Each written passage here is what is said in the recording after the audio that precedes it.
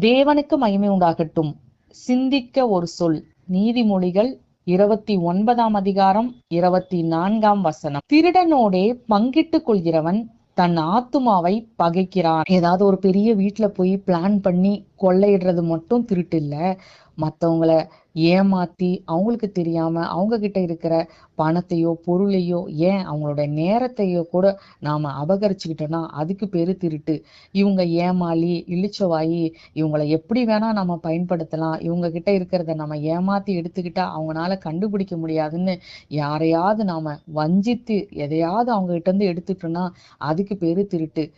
நான் அப்படியெல்லாம் ஒன்றும் திருடுறது இல்லைன்னு நீங்க சொன்னாலும், திருடுறவங்களோட கூட்டாளியா இருந்து அதன் மூலமாக நாம எதையாவது ஒரு லாபத்தை பெற்றுக்கொண்டோம்னா அதுக்கு பேரும் திருட்டுதான். அப்படிப்பட்டவங்க தன்னுடைய ஆத்துமாவுக்கே தீமையை கொண்டு வராங்கன்னு வேதம் நம்மளை எச்சரிக்குது.